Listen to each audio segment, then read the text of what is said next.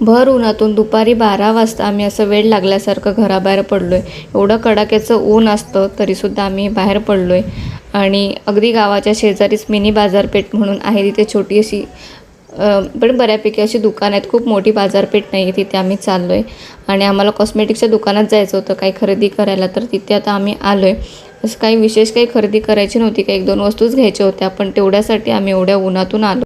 जे काही मला कॉस्मेटिक घ्यायचं असतं तर मग मी ह्या नॉवेल्टीमधूनच घेते. फार काही लांब चुपून बाजारपेठमध्ये जात नाही. मला ह्या नॉवेल्टीमध्ये खूप छान आणि रिजनेबल प्राईसमध्ये मिळून जातं सगळं.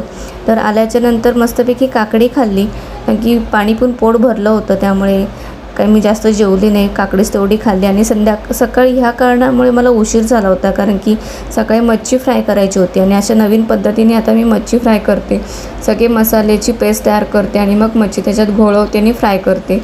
पद्धत तशी जुनीच आहे, पण मी आत्ता सुरुवात केली तशी करायला.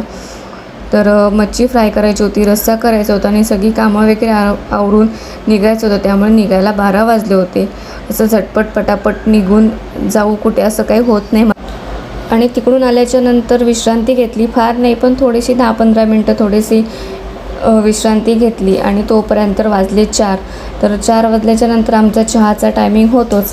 तर चहा करण्यापेक्षा मस्तपैकी कॉफी करावी असं मला वाटलं, तर मिस्टरांनी आम्हाला दोघांसाठीच आम्ही कॉफी केली. तर आणि संध्याकाळी आता कामं करायचीच होती. संध्याकाळच्या कामांना वेळ मिळावा म्हणूनच मी दुपारी गेले होते.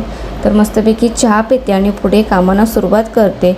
पुढे करायचे मला अंडा बिर्याणी. जरी चिकन बिर्याणीचा मसाल्याचं पॅकेट दिसत असलं तरी करायचे मला अंडा बिर्याणी. तर चला आता अंडा बिर्याणी करते. भेटू पुन्हा एका नवीन व्हिडिओमध्ये. तोपर्यंत बाय.